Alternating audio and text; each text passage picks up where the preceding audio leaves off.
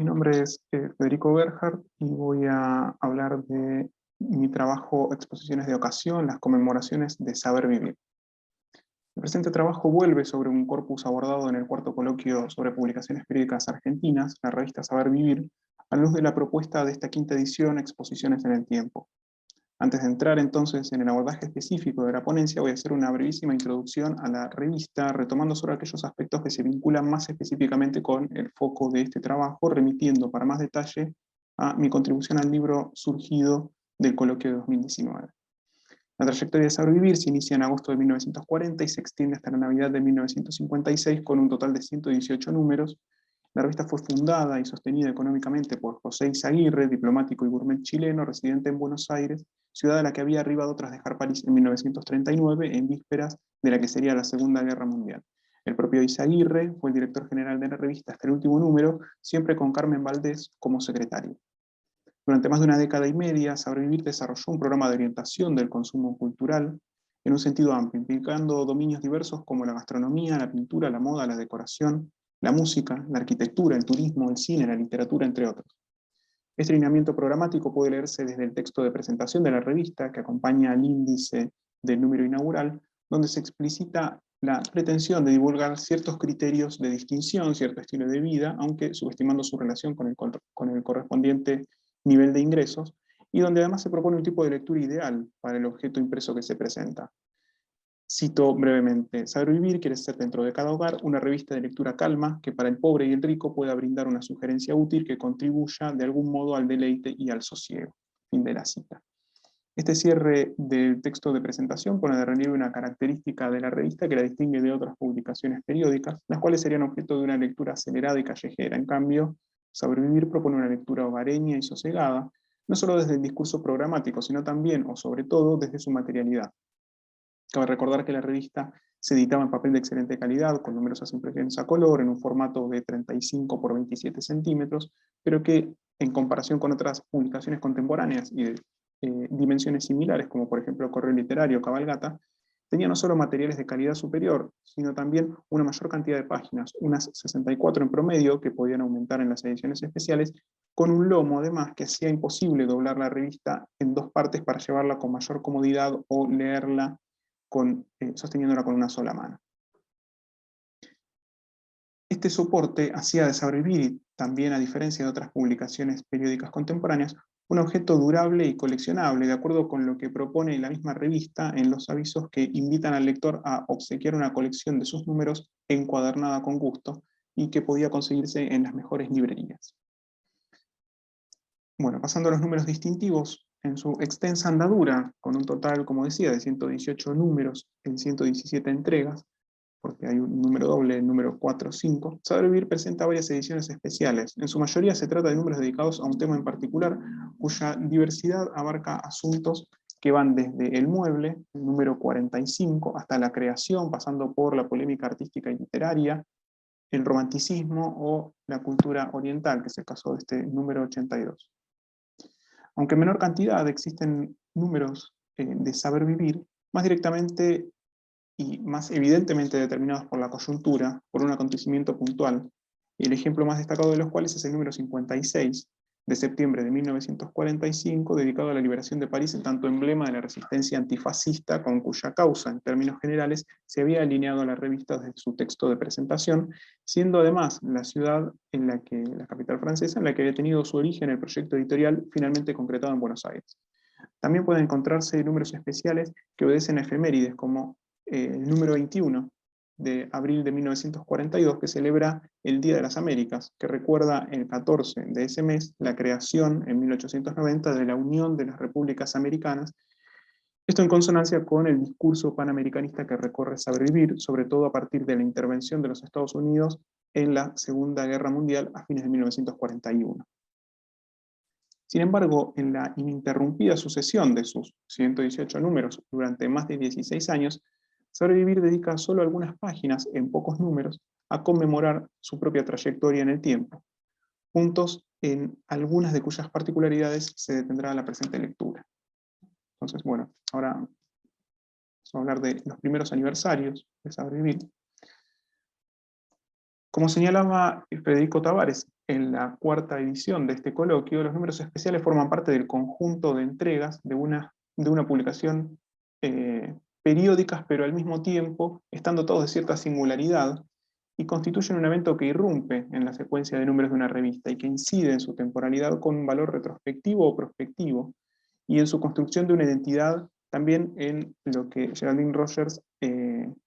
denomina dimensiones exhibitivas. En el número 12 de Saber Vivir, de julio de 1941, además de una invitación a renovar la suscripción vencida, solo un breve texto junto al índice da cuenta del primer aniversario de la revista con el convencional balance, a partir del programa inicial, entre los logros alcanzados en los números pasados y los objetivos nuevos o renovados para las próximas entregas.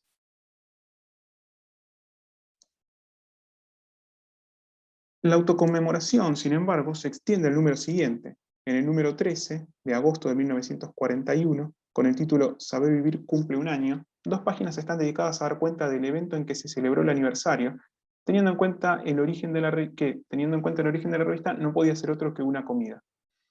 El copete explica, cito, con el motivo del primer aniversario de Saber Vivir, han llegado a nuestra redacción testimonios de simpatía y adhesión que agradecemos en todo su valer y que constituyen un gran estímulo. La prensa recordó en sus columnas esta fecha significativa para nosotros. Los colaboradores y amigos se reunieron en una comida que ofrecieron a nuestro director, don José Izaguirre. Fin de la cita. En 2 páginas completas enfrentadas se transcriben el discurso pronunciado por Alberto Gerchunov a los postres, las palabras de agradecimiento con que respondió el director de la revista, y 2 de los poemas improvisados para la ocasión por los comensales, los poemas de Álvaro Merián Lafnur y Manuel Mujica Lainez, recitados por sus autores en la sobremesa. Al registro verbal de las intervenciones que se suma el retrato de los comensales destacados, dibujados en el momento y en las poses que corresponden a la lectura o declamación por Andrés Damesón, artista catalán exiliado en Argentina, que más tarde ocuparía un puesto directivo en la revista Saber Vivir. En este sentido, la nota dedicada al primer cumpleaños de Saber Vivir ilustra el movimiento con que Chartier titulaba uno de sus estudios acerca de la cultura escrita en la Edad Moderna, el texto entre evento y monumento,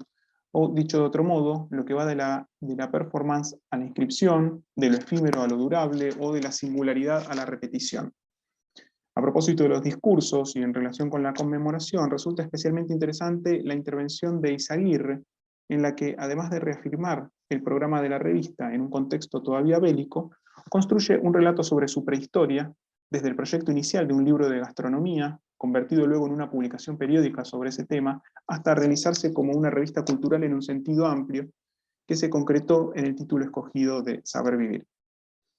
Además, Eizaguirre se detiene en la conformación del grupo directivo que llevaría a cabo la empresa, y luego de referir el azaroso encuentro con la secretaria Carmen Valdés, comenta sobre la incorporación del primer director artístico de Saber Vivir. Cito brevemente a Eizaguirre. Trabajábamos a puerta cerrada, silenciando un esfuerzo que aún no debía conocer el público. Era un ensayo a telón caído. Fue entonces, señores, cuando el consorcio se enriqueció con la llegada de nuestro inteligente colaborador Juan Merli. Vino a ser el ángulo que faltaba para triangulizar la base de la pirámide que nos proponíamos erigir. Fin de la cita. No obstante las palabras de Izaguirre, cabe destacar que originalmente, y hasta el número doble 4-5, la base de esa pirámide directiva no era triangular, como afirma el director, sino cuadrangular, ya que en el organigrama, además de un director artístico, cargo inicialmente ejercido por el crítico y editor catalán exiliado en Argentina, Joan Merli, figuraba un director literario, puesto ocupado por el escritor gallego Álvaro de las Casas, uno de los fundadores y directores de MC, residente en la Argentina, quien, desde el galleguismo de derechas, había llegado a la adhesión al franquismo, lo que habría determinado su alejamiento de una revista que se declaraba antifascista, y lo que podría explicar el, entre comillas, olvido de su nombre en la historia de la revista narrada por su director. Después del número 12, de julio de 1941, los siguientes 3 aniversarios se celebran en los números esperables, es decir, los números 24, 36 y 48, aunque este último, a diferencia de los anteriores, no corresponderá a julio, sino a octubre de 1944, lo que da cuenta de una frecuencia que se volverá irregular en lo que resta de la trayectoria de la revista. En el número 24 de julio de 1942, Saber Vivir reitera junto al índice la presentación de un discurso más o menos convencional sobre los 2 años cumplidos, la satisfacción por la tarea realizada, el agradecimiento a quienes lo hicieron posible, fundamentalmente los lectores, y la promesa de sostener la empresa en el futuro. Similares tópicos pueden encontrarse en el número 36 de julio de 1943, ya bajo la dirección artística de Andrés Damezón, con el título de 3 años. Ese texto, más breve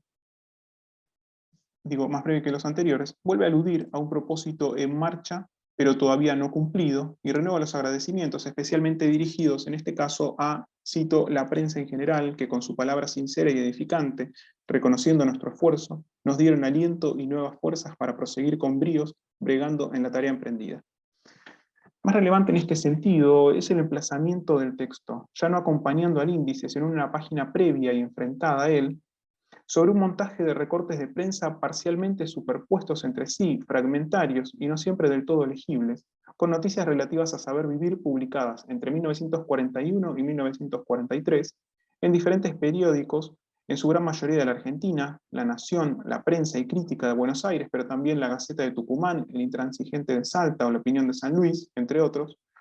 incluyendo algunos en alemán o francés, pero publicados también en la Argentina, y un par de Sudamérica, más precisamente la Crónica de Lima y el Mercurio de Santiago de Chile.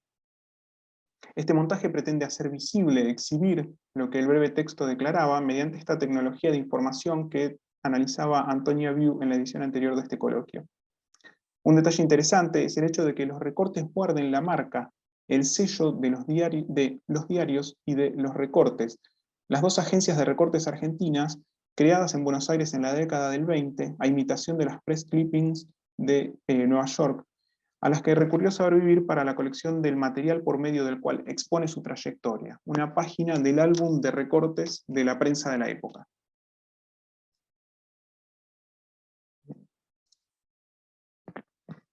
Por último voy a hablar del 4º aniversario y del número del centenario. Tal como se ha anticipado, Saber Vivir celebra su 4º cumpleaños en el número 48 de octubre de 1944, lo que responde a la secuencia previa de números aniversario, números 12, 24 y 36, pero no así el calendario, ya que los números anteriores habían coincidido en publicarse el mes de julio de 1941, 42 y 43 respectivamente. Si bien puede entenderse como una consecuencia de la irregularidad en la frecuencia de publicación, no deja de ser una elección en la que prevalece el orden propio de la revista antes que la temporalidad externa, según la cual el aniversario debía celebrarse en el número 46. En el número 48, entonces, pueden encontrarse en 4 páginas desplegables, que son además las centrales del número, la reproducción de las firmas de puño y letra de los colaboradores de la revista, tras una ilustración de Raúl Soldi, que hace una interpretación plástica de los 4 años de Saber Vivir, junto con un breve texto sin firma que reitera en forma similar a los de años previos, el balance de la trayectoria de la revista, el debe y el haber en relación con el proyecto editorial inicial.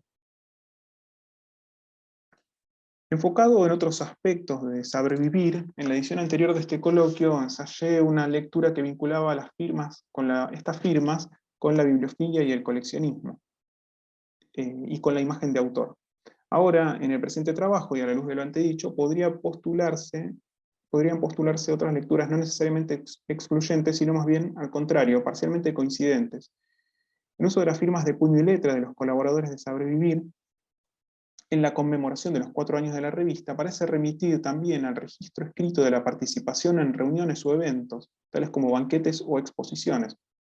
Por ejemplo, y limitando el muestrario a un par de impresos contemporáneos a la revista, puede citarse el álbum del Pombo, en que firmaban todos quienes participaban de la famosa tertulia presidida por Ramón Gómez de la Serna, colaborador asiduo de Saber Vivir, en los salones del Café madrileño, algunas de cuyas páginas reproduce en su edición de Pombo, biografía del célebre café y de otros cafés famosos, libro publicado por la editorial Juventud Argentina en Buenos Aires en 1941. Algunas páginas del álbum del Pombo. O, por mencionar otro ejemplo en torno a esta fecha, el catálogo del Salón de Navidad de 1951 de la porteña Galería Bonino, cuya última página registra las firmas de sus visitantes notables, artistas y personalidades de la cultura, entre ellos el propio Soldi, en una práctica que se vincula a su vez con el diseño de otros catálogos, como el de la muestra Francia a través de 15 pintores argentinos, del mismo año decía, en que la portada reproduce las firmas de los expositores. Atendiendo a esto y volviendo a las 4 páginas desplegables que ocupan el centro del número 48 de Saber Vivir y celebran su 4º aniversario, se trataría nuevamente del paso de lo eventual a su inscripción y de lo efímero a su huella durable, a lo que cabría agregar de lo singular a su repetición, ya que al igual que en la edición argentina de Pombo o en el segundo catálogo de la Galería Bonino citado,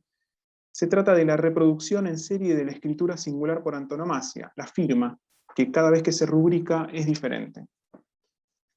En los años siguientes, Saber Vivir no reitera las celebraciones de su cumpleaños, y solo publica un número autoconmemorativo más. Si la publicación del número 48 había forzado levemente el calendario, retrasando unos meses la conmemoración para respetar la secuencia de números publicados entre cada aniversario, la última autoconmemoración responde solo al orden en la sucesión de ediciones de la revista, a la numeración, y en este sentido resulta tan significativo como arbitrario, el número 100. El número 100 de Saber Vivir corresponde a los meses de abril, mayo y junio de 1952, cuando Andrés Damezón ya ha abandonado la dirección artística y el grupo directivo está compuesto solamente por director y secretaria, Eizaguirre y Valdés. A diferencia de los números conmemorativos anteriores, no contiene ningún discurso alusivo a la trayectoria recorrida o por recorrer, ni agradecimientos a los lectores, autores o prensa. Sin embargo, y a la distancia, esta edición especial puede leerse en relación con aquellos avisos de los primeros números que invitaban al lector a coleccionar y encuadernar las entregas de Saber Vivir. Este número, que puede considerarse coleccionable en virtud de su lugar centenario en la secuencia, incluye como parte de la edición y encuadernada con los demás materiales, a continuación del índice y antes de las colaboraciones, una colección de 9 tapas de sendos números anteriores de Saber Vivir. Si bien no se explicitan los criterios que rigen la selección, además del más o menos evidente criterio numérico, ya que cada tapa corresponde a una decena de números diferentes en secuencia sucesiva, es decir, de la primera decena el número 8, de la segunda decena el número 15, y así sucesivamente, 27, 31, 43, etc. Decía, si bien no se explicitan estos criterios, los criterios que rigen la selección, además de este criterio numérico más o menos evidente, sí puede destacarse el hecho de que en todos los casos se trata de pinturas preexistentes de artistas reconocidos. Además de Horacio Butler, aparecen otros nombres de renombre internacional como Pablo Picasso o Ignacio Zuloaga entre los españoles, o Renoir o Van Gogh. Es decir, son pinturas que no fueron realizadas para ocupar las tapas de la revista, sino obras que forman parte del acervo de coleccionistas privados que las cedieron para su reproducción en las portadas anteriores de Saber Vivir. Es así que en el índice de este número 100, junto con el nombre de cada pintura,